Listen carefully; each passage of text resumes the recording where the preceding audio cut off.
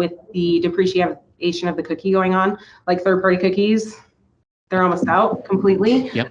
It's giving you a way to still collect the customer data that you're going to miss out on and use it through your marketing channels. And it's really better data than the third-party data, right? Because these are people that are interested in your website. They're already coming to their website. They're coming from your social media channels, and then you're able to retarget them through channels that might be cheaper than PPC.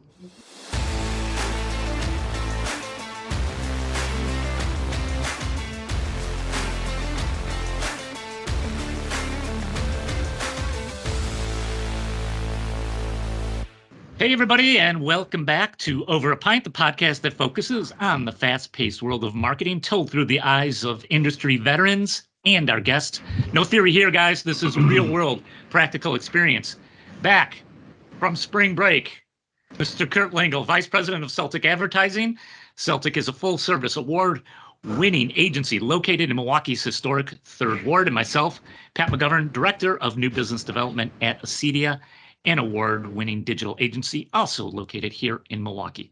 Today, our guest is Dawn Veltri. Dawn is Director of Marketing at Raek. Raek provides a tool to collect, organize, and use first-party data to help businesses turn visitors into customers. That's the website copy. We're going to go deeper, though. Raek is a startup, and we're going to be spending time talking to Dawn about how the hell do you market a startup? What is she going through? What are the ins and outs? How does she spend her time, energy, and effort? Hey, Dawn, thanks for being on the pod and welcome. Yeah, thank you so much for having me. I'm excited to be here. Cool. Dawn, we got a little bit of a tradition here. It's called Over a Pint for a reason. We like to go around the screen, as it were, and find out what everybody is having to drink. So, Dawn, as the guest, you start us off. What do you have today? Okay, so I have my No Lie Day Fade Lemonade Huckleberry Hard Seltzer. It's a local Spokane brewery. It's excellent. Northern Lights Brewery. Northern Lights Brewery. Very cool. Yeah. Northern Lights Brewery. Mr. Lingle, what do you got, sir? Well, you know, we usually like to promote local on our show as well, but I got to tell you, we had John Alvarado on our show, who was associated with a lot of the branding with Modelo and Pacifico beer. And I kind of fell in love with Modelo. I mean, it's like, I love it. It's in my repertoire of beers. It's good stuff. I'm going with Modelo. Cheers. Modelo. Cheers. And guys, from Lakefront Brewery, this is their Dosarita. But it's also they labeled it Putin is a dick. So proceeds from this beer go to people in the Ukraine. So it's a good beer and it's a good promotion. So Lakefront, well done. Well done. So we've got some good stuff. Dawn, I'm dying to get into this with you. But let's start this. Let's start us off slow and then we could pick up speed as we go. Give us a little bit about you, your background, how you got to Raek. You got a really interesting and dynamic background, so I'll shut up. The mic is yours. Yeah, so I didn't really, I feel like a lot of marketers had that traditional where they went to school for marketing and then they, got into their career. And I had no idea what marketing was growing up. I didn't know that was a thing. I knew I was really obsessed with advertising. Like I used to pull like advertisements out of magazines and I had like this alcove in my room that was just plastered floor to ceiling with like cheese ads. And I think it started with like a Florence Joyner, like got milk ad. Like I was just obsessed. I'm like, this woman is a goddess. How do I like create this feeling, like this feeling that ad made me feel? Like I just wanted to capture that, but I didn't know like that was a career. Like all of my family was in medicine in one capacity or another, and I just didn't know. But I knew when I graduated that wasn't my path. I did not want medicine, but I had no idea what else to do because that was all my family talked about. And I ended up taking a sales assistant job at a door company, a luxury door company that sold like really high-end doors for multi-million-dollar homes. And that's kind of how I got my start, is there. So we had like two customer research was just like the foundation of what we did there and what I learned there, because we really had two customers. We had the buyer, who was a luxury buyer. These are people who are millionaires, sometimes billionaires, and they want these fancy doors. And then we have a contractor, very different needs, and just want somebody that knows what they're doing. So kind of balancing that and learning how to balance that and balance that in our messaging, because we really want these customers, and we have to talk to them quite differently than we talk to contractors. So that was super interesting. I loved it. I absolutely loved it. I ended up marrying a builder. And then I went home and had babies, and I was bored out of my mind. I like them, but it's kind of hard not having that mental stimulation. So I started kind of looking around. This was kind of like right when Facebook was like taking off, and I just kind of started looking around at what people were doing online and seeing what these baby industry people were doing online and being like, I can make this so much better. Like, they are just missing the mark. Like, motherhood is so emotional, and I felt like there was so many businesses out there just missing the mark on tapping into that emotion. And I was like, I can help these people. I can 100% help these people. So I started reaching out to these businesses and driving them crazy until they hired me. And at that point, I really learned community. Like, I learned my community toolbox in that job. Like, it's so emotion driven, motherhood, and really getting people to realize that they belong somewhere, which is what we want to do with our marketing, right? We want to talk to people, tap into that emotion, get them to feel like this brand is for me. So we built these like huge communities, and the most amazing thing I felt about building these communities is that we never had to sell to them. Like, very rarely did I actually have to advertise or push out sales material to these people. It was just about this community and making them feel like they belong. And when you sell to them, it would sell out overnight. It was insane. Like, I had to like double check inventory before we posted stuff. People were so bought into our community that anything we suggested, the trust was there. They would buy for their babies. Well, so that was that. Dawn, let me pause you for a second there, because it's really, really interesting. So were you responsible for building the communities? And if you were, like, how did you go about that? Obviously you've got a common factor, right? You got new mothers. But what did you do to kind of just enhance that and just keep that together? And because there's a lot of different communities, I would imagine, from new mothers. Yeah, and they can be a little bit crazy because there's a lot of hormones and emotions going on with mothers right after they have a baby.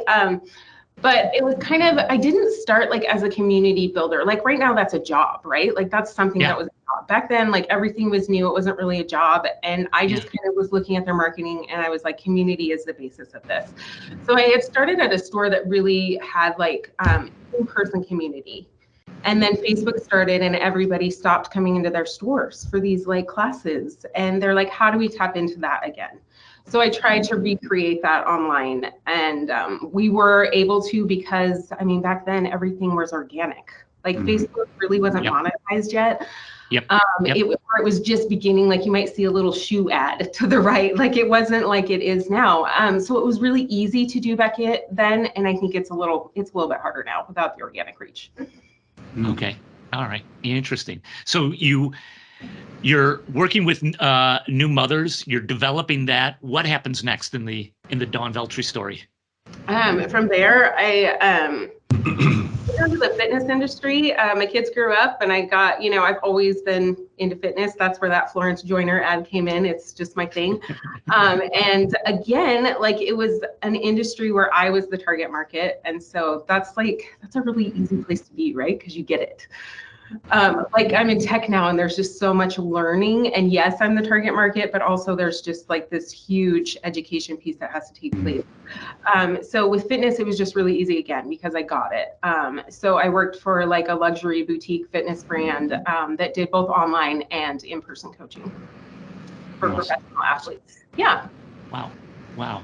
And then from there, you made the move to where you're at now. Is that right? Do I have that, or is that okay? Then I ended up in tech. I just needed I had some life changes going on. I needed to make a little bit more money. And so I just dug into Indeed and I started sending out resumes like crazy, which when I tell people in this tech industry that, they're like, you got a job on, like, that's not it, right? Because people get jobs like their networks, right? That's Right. They know somebody or their dad knows somebody, and that's how they get jobs in tech. And I was just like, nope, I'm sending out every resume. The worst they can do is say no to me or not call me back. So this is really interesting, and I didn't know we were going to go here, but I'm loving this because, Kurt, what I'm hearing from Dawn is emotion means a lot. I mean, she's talking like a marketer, right? Like you've got to tap into people's emotions, and then the pocketbook will follow, right? Right? So when I think of emotion, I think of new mothers. When I think of emotion, I think of sports, leisure, that the activewear, that type. Oh yeah, totally get that. Okay, tech. How are you bringing emotion into that space? Well, I mean, really, there is a lot of emotion. Everything we do in life is tied to emotion in some way. Like everything we buy is tied to emotion, even if it's not like a hedonic purchase, right? Like your laundry detergent, like the smell of my laundry detergent is an emotional response for my children. Like I remember switching and my kids were like, whoa, this isn't how our family smells. Like, okay, I will go back. So everything is emotional, and it's just doing enough customer research to understand where those emotions are for that product.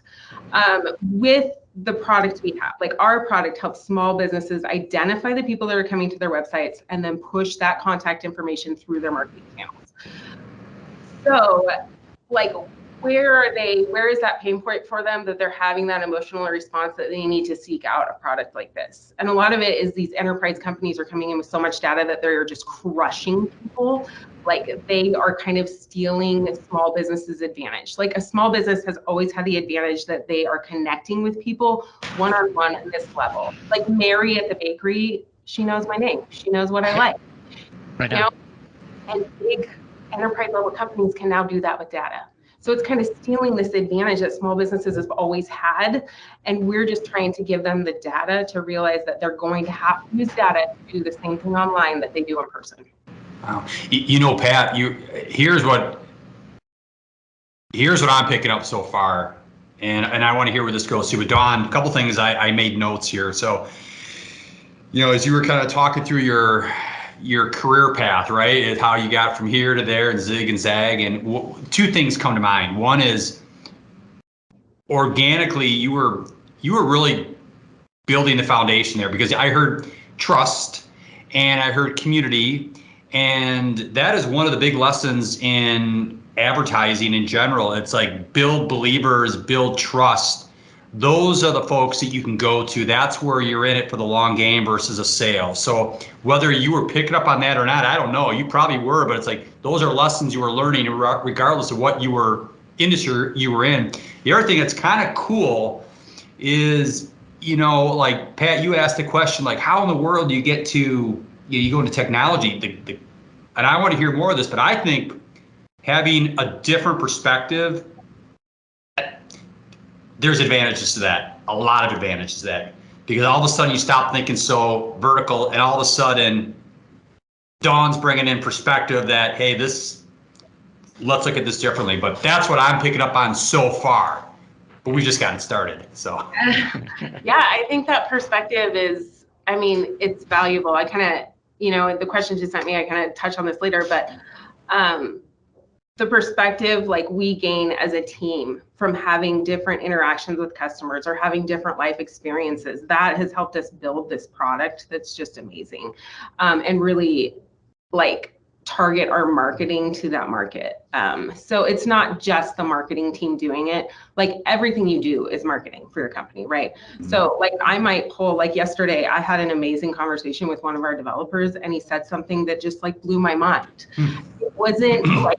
It wasn't something that I would ever have the experience in. I'm not working on support. I'm not working on the back end with people, but he's like, this is a problem people are having, and I was like, oh, I can solve that. I can solve that with content. I can jump right on that. So I think different perspectives are good, but I also think, yes, when they were hiring me, the reason they were hiring, you know, a stranger off Indeed instead of somebody, you know, within their network is because they didn't want a tech person, because they're like, the tech people, they just all do the same thing over and over and over, which is great, but we're having to compete. We're having to differentiate ourselves in the market, and how are we going to do that with the same thing as everybody else?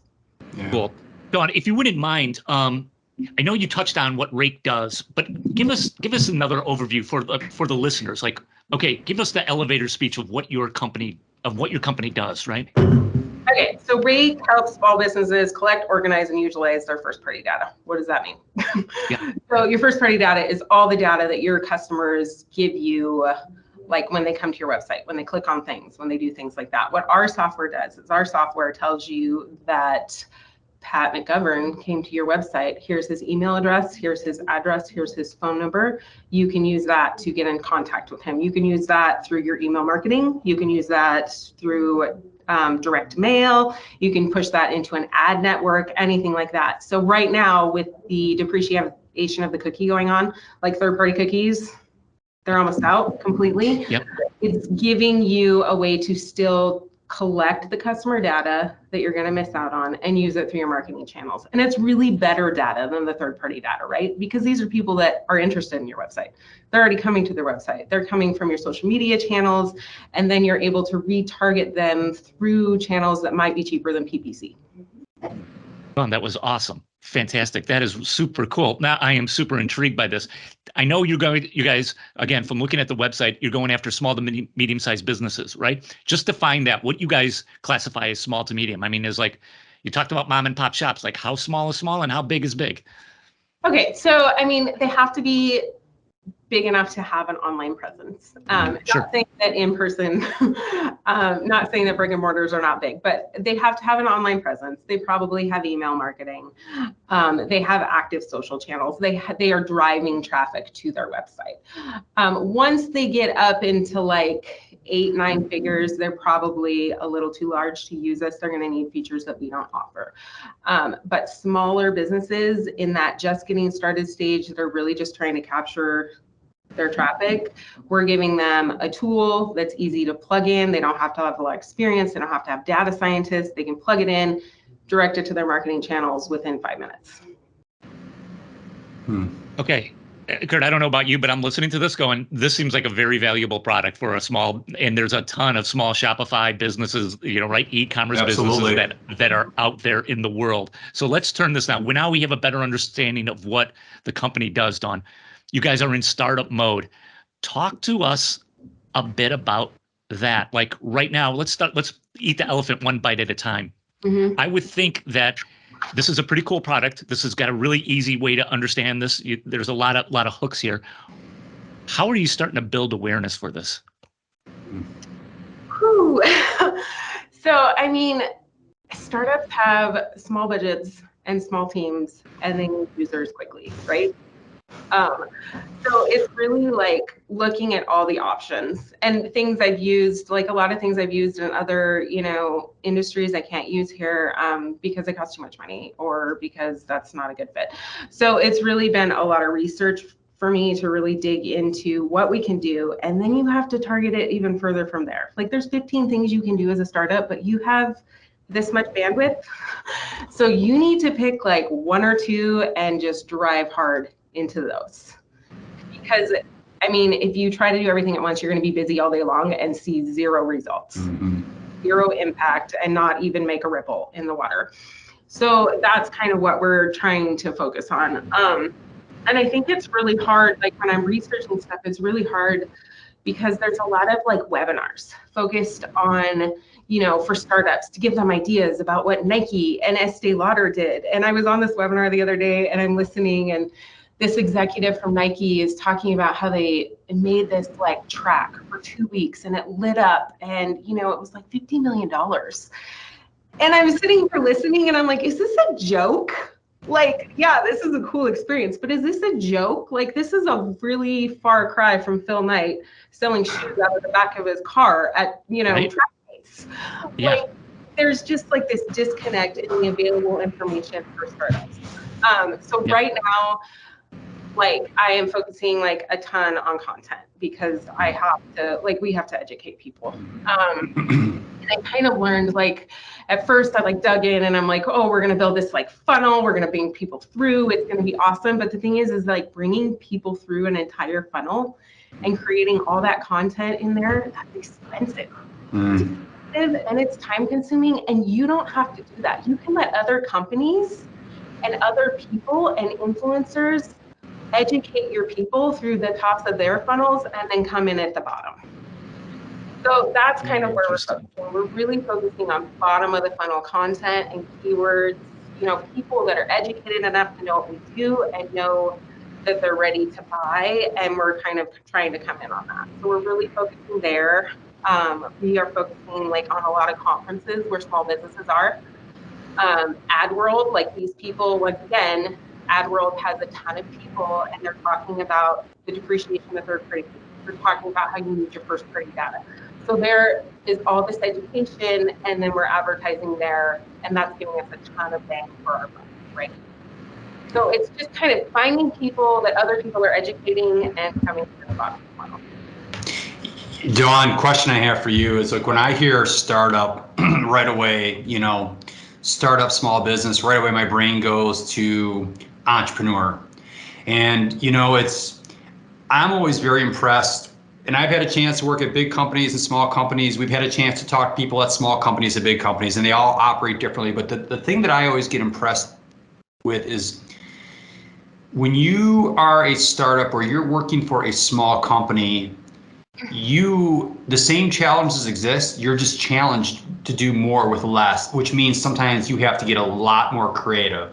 And that's not to say that the challenges don't exist if you're a ginormous company with a big budget, but when you're being squeezed and it's like, you know what, you have to get stuff done and you don't have those kind of resources, everything that you do matters. So I'm always impressed by that. Are most of the people that work at your organization, you sound like obviously you have an entrepreneurial type background, I'm sensing, when you work for that, you know, is that what you would find at your company? Is it kind of like, what's the DNA of the people at your organization? Are they like you, where it's like, we're coming from a get it done attitude, or is it like, no, it's a mix? Paint that picture for us. So I would say everyone here is very entrepreneurial. Like we have to be. And we've all had careers where we have worked with small businesses and we have helped, and really rural small businesses because of the area we live in. And we have helped them launch online and create communities online and make their businesses better online. So we have all this experience and we try to do it ourselves. And that's kind of where the pain point is. Because when you make a product, like you can't just make a product and be like, here, have my product. I mean, there has to be a reason for that product. And one of the reasons, like when they created this company, they were trying to run a hemp company online. And one of the problems with hemp is that you can't advertise online. There are regulations against that. So how do you sell things online when you can't advertise and you can't say what your product is? Like that's a huge challenge, right? So they had these people coming to their website and they're like, I wish I knew who was coming to this website. If I knew who was coming to this website, I could reach out to them, I could sell them, I could retarget them, because you can't retarget them through advertising. Like you have Pixel, but good luck using it. So that is where the basis was. Like there was just this huge pain point that they were feeling, and then they created a product for that pain point. I would imagine as well. And again, please answer, but because there's been a theme with a lot of guests we've had that speed means everything. When I say speed, it's kind of like that's coming from or that could be a marketer at a huge organization, or it could be a marketer like you. It's like, you know what? Gone are the days where we just think and incubate. It's like, you know what? We have to move. And I would bet that's probably something that you have to do. And it probably parlays then with your clients. Because like you said, you know their pain points. Right. I mean, I think, yeah, everybody these days, they have to fail fast and they have to fail often, right? But you're just trying to go. And especially when you're a startup, like in big companies, you might have a campaign that's maybe performing okay, and you just let it go because it's okay. But it's not something that would fly in a startup. You would axe that, you would put all your money into what's working.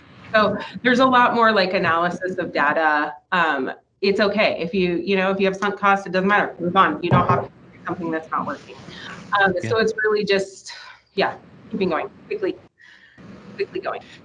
Dawn, one of the big takeaways that I'm hearing from you is this idea of you got to create. Well, content's important, but you don't have to create it all. You could have other people's content kind of working for you on that. How did you discover that? Like, what point did the light bulb go on and go, hey, wait a second, I don't have to create every piece of content here. I got to refer people. Like, how did you come to that aha moment? Because that seems like a big one. So I think it was really, I like to, like, around the office, I'm always like workers, they make fun of me, but I feel like in marketing, you have to constantly be learning. And a lot of my career, because I started kind of, at the advent of, Facebook and when everything was started, I had to just learn stuff constantly.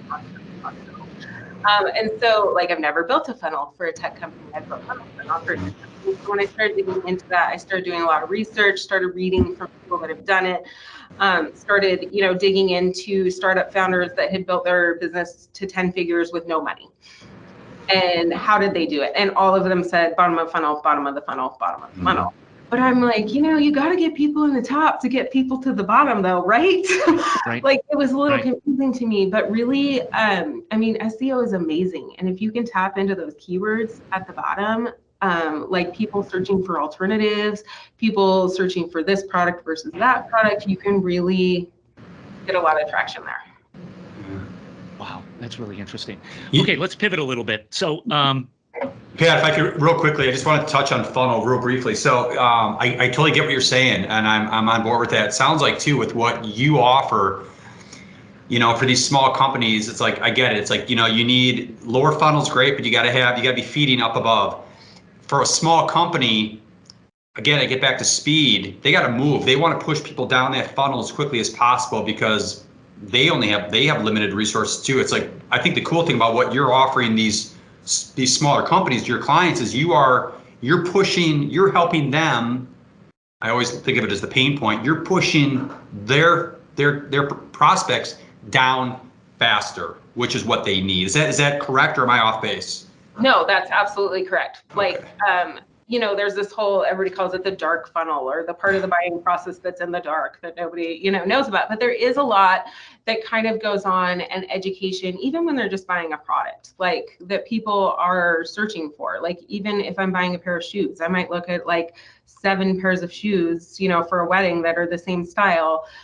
But if one of those reaches out to me before they know that I'm, there, before I give them my email address and says, here's a coupon, or here's why, I just use shoes, but here's why this shoe is better, I'm probably going to go with it, right? Because they've created a connection for me. So that's exactly what we're doing. We're trying to get people to buyers first, because there's a ton of competition online. Like with the pandemic pushed everybody online.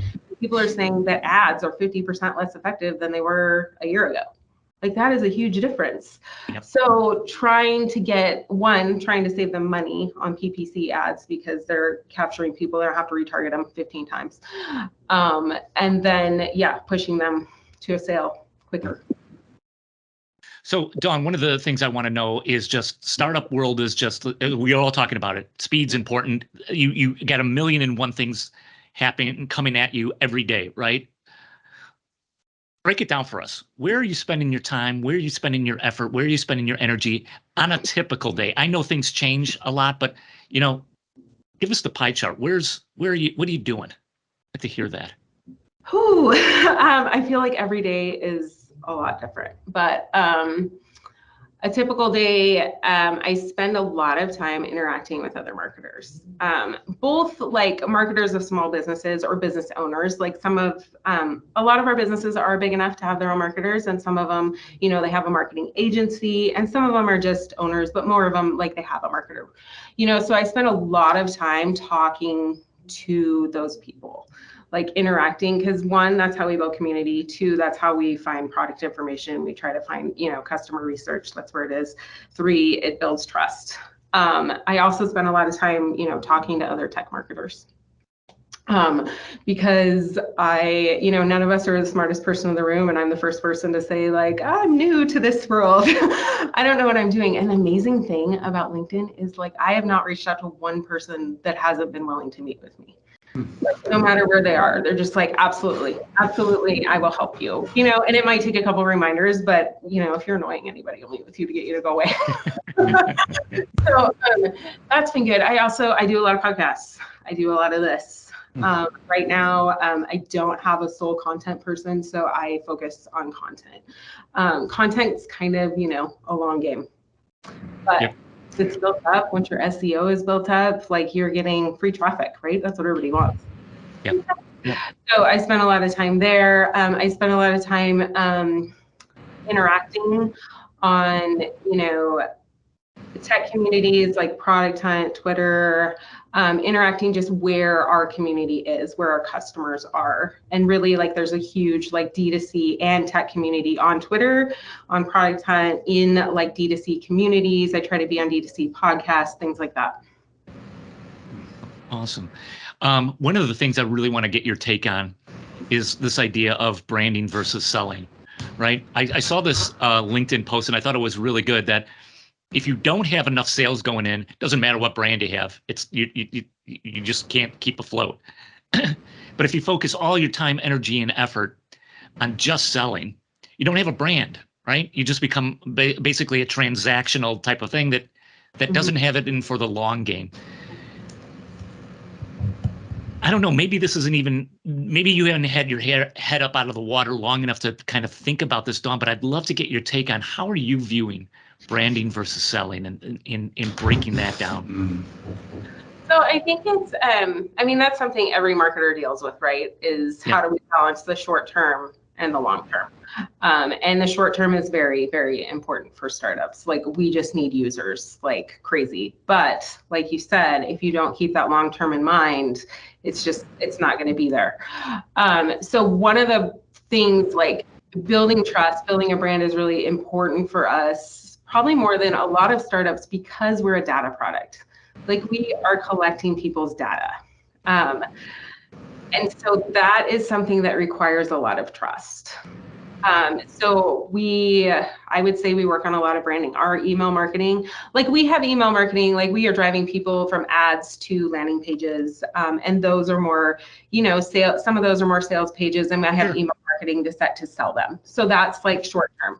But the bulk of our email marketing is branding and building trust and trying to build a community.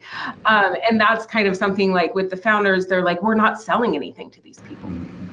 And I'm like, yes, I understand that. So that's kind of a thing where, you deal with the founders. Like, what are we doing short term? Is this worth it? And trying to communicate to them expectations and how it's going to help us in the long run if we have all of this branding and all of these people that trust us in this community. Yeah. Yeah. What's Dawn, talk to us about the team that you have, the marketing team. What kind of staff do you have? Not as much as I would like. So I kind of touched on this earlier. Like, we view everybody in the company as a marketer. I don't care what their role is. You are a marketer. If you are dealing with customers, if you are building a product for a customer, you are a marketer. So there's a lot of overlap in that. A lot of our meetings, have a lot of people from different departments in them. So I am 100% marketing all the time. And then I have a lot of people that are 50% marketing and kind of go between areas. In the long term, what would I like? I would love, like, a sole content person, because content takes a lot of time, but it's also really important for brand building and trust. So I would love to have a sole content person. I would love to have a graphic artist. That's one of my pain points. Like, right now, I am trying to do that. I am, like, trying to do graphics work, and I do it, but it's not pretty.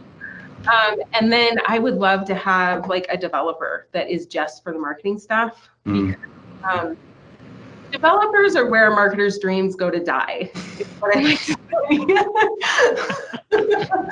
Like, I will, like, go in there and I'm so excited and I'm like, I need this connected to this. I need you to build me this. And they're like, Dawn, we are trying to like run a software at the scale of the internet. This is not an easy thing. We do not have time for your marketing drinks.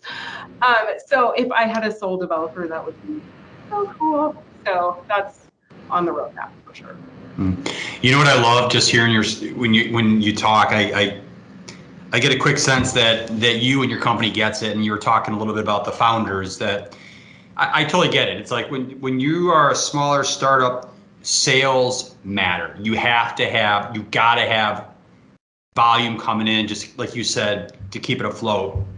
That said, it's like if you're playing the long game too, it's pretty hard and it gets pretty exhausting to keep filling the hole every time something leaves. So if you're playing the sales game and it's like, okay, I just had a sale, and then as quickly as it came in, it left, it's like, that's not good either. There's that, you have to kind of build upon. So if you can balance both, that's the key, because you want to build upon what you have versus replacing. And I think this whole conversation is fascinating with the whole using a brand versus a belief in a brand. It's like so many people use a product, big deal, but there's a lot that then believe in the product, and if they believe in the product, they're also using the product. Now you've got me longer. So it's a challenge, but it sounds like you all you get it. You're aware. It's like what the long game is and what's important, which is pretty cool. Not everyone does. Yeah, and I think that's just a lot of conversations on a daily basis, because days are different. And luckily, like you said, we're not replacing people. We don't have a lot of churn. That's good.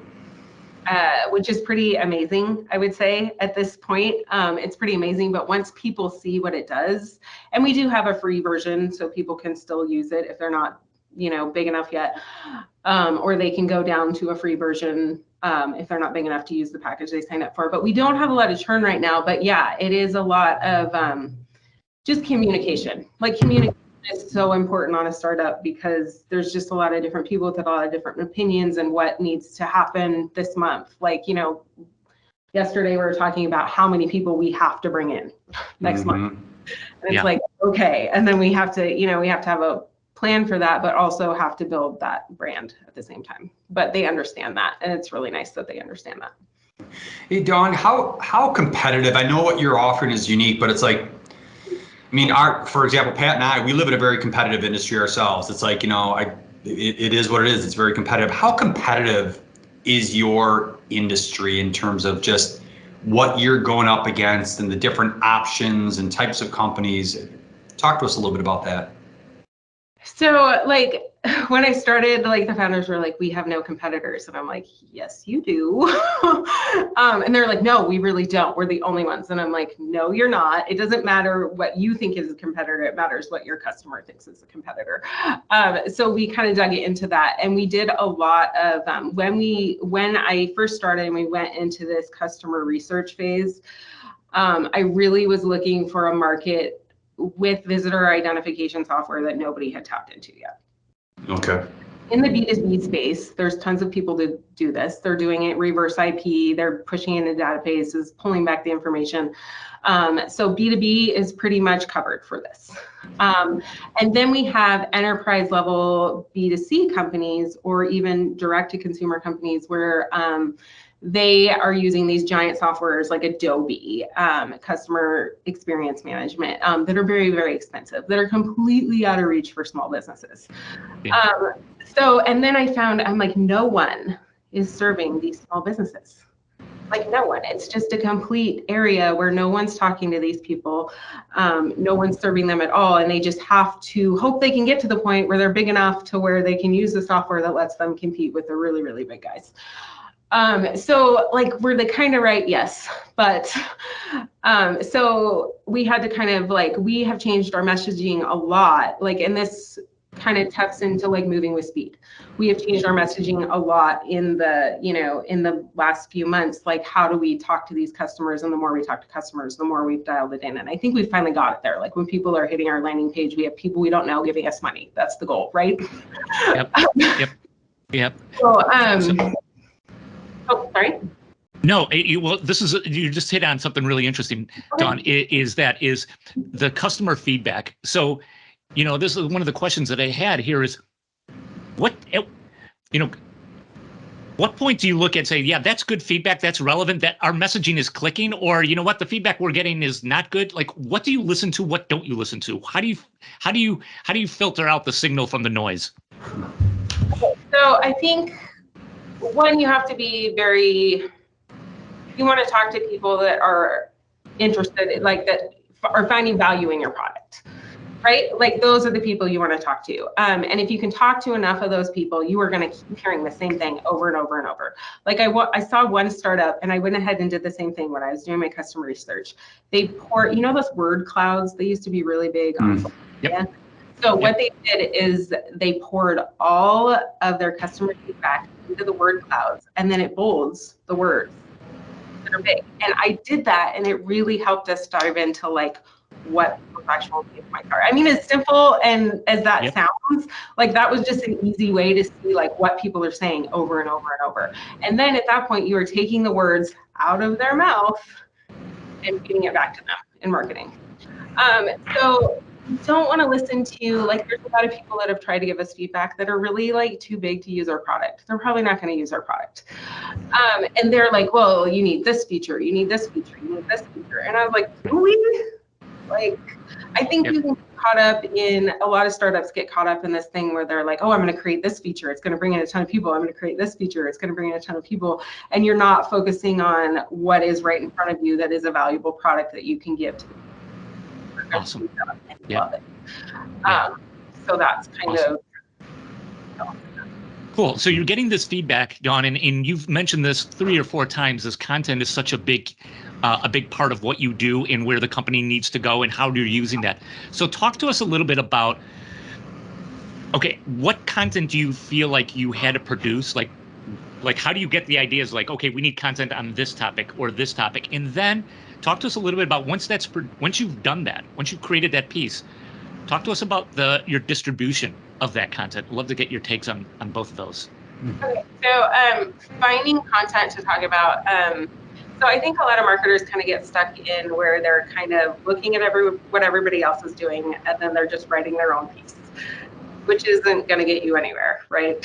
That is the worst possible thing you can do, and I think a lot of like junior content marketers kind of do that. So what we want to do is really, we're a data company, and I 100% use data in marketing. So what I want to do is dig into the actual SEO behind it. So I will take my customer pain points that I'm hearing, right, in my customer research, and then I'm going to plug that into, like, I don't know if I'm saying this right. I've heard it said like a million different ways all over the internet, but Ahrefs, Ahrefs, I think.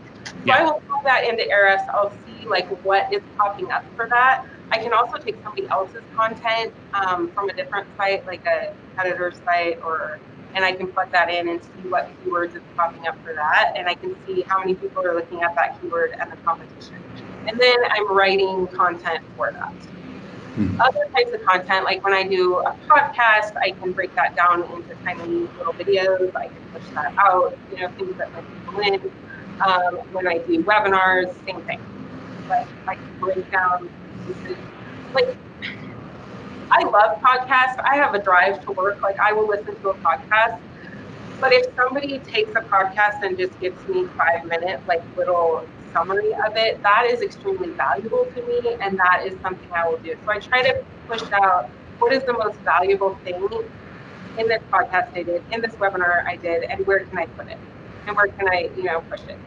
I think also it's with us. I mean, there is a lot of education. So with ads, I'm not always pushing people to a sales page, right? I'm just pushing them to content. I'm pushing them to a PDF, that we created. I'm pushing them to a blog post, things like that, where they're getting educated at the same time or building trust at the same time. That's really how I'm pushing it out there.